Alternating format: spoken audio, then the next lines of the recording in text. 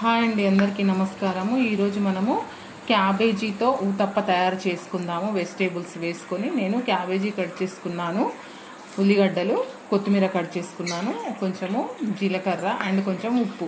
మనము ఇప్పుడు దీంట్లో ఇది ఇడ్లీ పిండి అండి. ఇడ్లీ పిండిలో నేను క్యాబేజీ వేసుకుంటున్నాను. అదేవిధంగా ఈ కొత్తిమీర, ఉల్లిగడ్డలు ఇవన్నీ వెజిటేబుల్స్ వేసుకొని కొంచెము సాల్ట్ వేసుకుంటాను.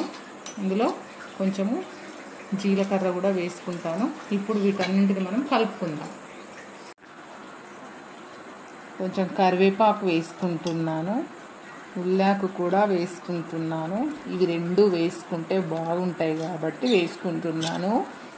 ఇప్పుడు ఇది సీజన్ కాబట్టి ఉల్లాకు దొరుకుతుంది కాబట్టి మీరు కూడా ఉల్లాకి ఎక్కువ వాడండి, మంచిది. ఇప్పుడు సీజన్లో దొరుకుతుంది కాబట్టి. ఇది ఇడ్లీ పిండి అండి. ఇందులో రాగి పిండి కూడా ఉంది, రాగుల పిండి. ఇది రవ్వ కొంచెం వేసుకున్నాను. ఇడ్లీ పిండి మిగిలింది, ఇది రాగుల పిండితో చేసినటువంటిది. అందుకే ఇందులో కొన్ని వెజిటేబుల్స్ వేసి నేను ఊతప్ప చేసుకుంటున్నాను. ఇప్పుడు మనము పెనం పెట్టుకొని చేసుకుందాం. చూడండి, నేను కొంచెం ఆయిల్ వేసుకున్నాను. దీనిపైన ఆయిల్ వేసుకొని రాసుకున్నాను. ఇప్పుడు ఇది మన యొక్క పిండి పోసుకుంటాం.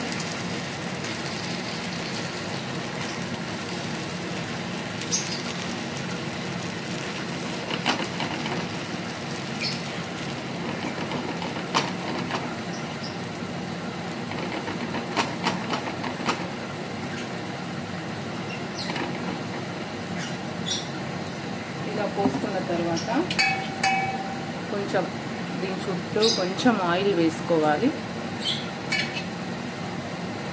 వేసుకున్న తర్వాత మనము ఇప్పుడు దీనిపైన ఒక మూత పెట్టుకోవాలి.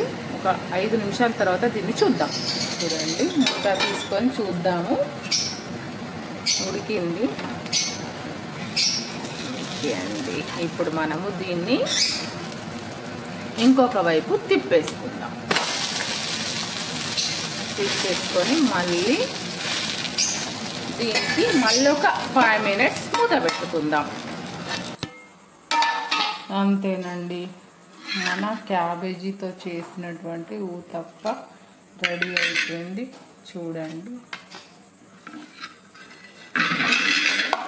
2 sides